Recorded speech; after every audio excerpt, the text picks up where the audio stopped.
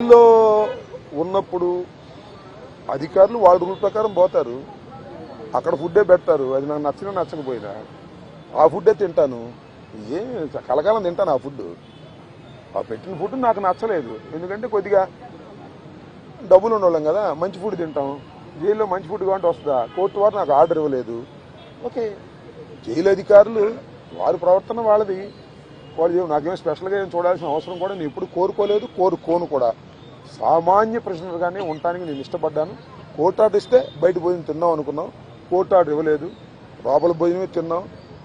కొద్దిగా చిక్కినట్టున్నా, అయినా ఏం కంగారు ఏం లేదు, ఏం ఇబ్బంది కూడా ఏమి లేదు.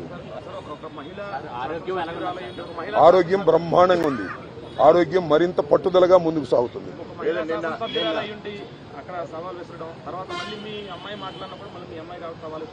సరే, ఇప్పుడు వాళ్ళ గురించి వాళ్ళని ఉపయోగం ఉంది. చంద్రబాబు మానిటర్ చేశాడు, లోకేష్ మానిటర్ చేశాడు దాడిని. కరెక్ట్ గా చెప్తున్నా నేను, చంద్రబాబు లోకేష్ మానిటర్ చేశారు దాడిని. 7 గంటల సేపు నా ఇంటి దగ్గర దాడి జరిగింది. 7 hours పోలీసులు ఉన్నారు అక్కడ.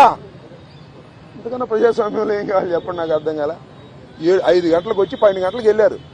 తెలుగుదేశం కార్యకర్తలనండి, దుండగులనండి, దుర్మార్గులనండి, గంజాయి బ్యాచ్ అనండి, పోలీసులు అందరూ అక్కడే ఉన్నారు. వాళ్ళ సమక్షంలోనే దాడి జరిగింది, వాళ్ళ రక్షణలోనే దాడి జరిగింది. మీ అందరికీ తెలుసు, నేను ప్రత్యేకంగా చెప్పాల్సిన అవసరం లేదు.